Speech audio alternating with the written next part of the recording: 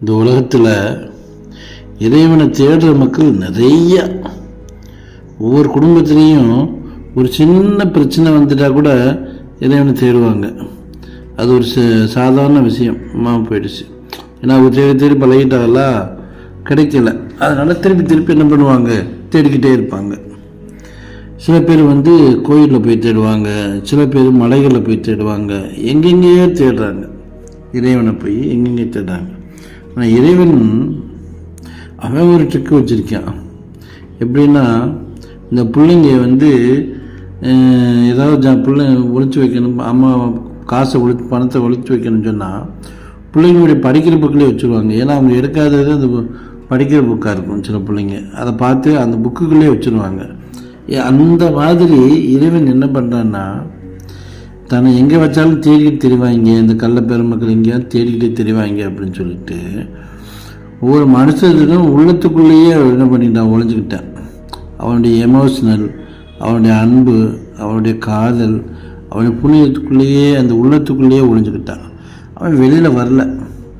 இதை தான் சித்தர்கள் சொல்கிறாரு, இவர் திருமூலர் சொல்கிறாரு, கள்ள பெருமக்கள் காண்பார்களோ என்று உள்ளத்தில் ஒளிந்து கொண்டான். இப்படி தேடின இந்த மக்கள் என்ன ஆனாங்க, அவங்க எப்படியெல்லாம் தேடினாங்க, என்ன ஆனது அப்படிங்கிறத சிவவாக்கியார் சொல்கிறார். எப்படி சொல்கிறார் தெரியுமா? ஓடி ஓடி ஓடி ஓடி உட்கலந்த ஜோதியை நாடி நாடி நாடி நாடி காலங்கள் கழிந்ததே, வாடி வாடி வாடி வாடி மாந்தர்கள் மாண்டனரே, கோடி கோடி கோடி கோடி எண்ணற்ற கோடியே.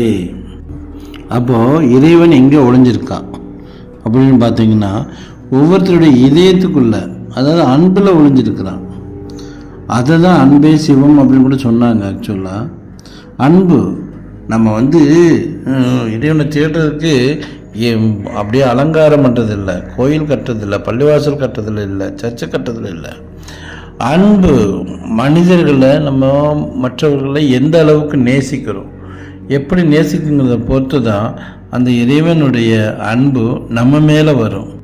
முஸ்லீம்ஸில் ஒரு வார்த்தை இருக்குது, இந்த மக்காவுக்கு போகிறாங்கல்ல, தன்னுடைய கடைசி காலத்துக்குள்ள அவங்க மக்காவுக்கு போயிடணும். அப்படி நம்ம அந்த மக்காவுக்கு போக முடியலன்னா ஒரு குமருக்கு கல்யாணம் முடித்து வச்சிடணுமா. ஒரு குமருக்கு கல்யாணம் முடித்து வச்சாலே நம்ம மக்காவுக்கு போன பலன் கிடச்சிருமா. அது எவ்வளோ அழகாக சொல்லியிருக்காங்க பாருங்களேன் அந்த வார்த்தை. அப்போது நம்ம செய்யக்கூடிய சின்ன சின்ன தர்மங்கள், மற்றவர்களுக்கு செய்யக்கூடிய உதவிகள், எல்லா ஜீவனையும் நம்ம ரசிக்கக்கூடிய தன்மைகள், இதுக்குள்ளே தாங்க இறைவன் இருக்கான். இறைவன் வெளியில் கிடையாது. நம்ம பெரிய தியானம் பண்ணி, பெரிய அது பண்ணி, என்னென்னமோ பண்ணுறதுலாம் இறைவன் நம்ம தேடி அடைய முடியாது.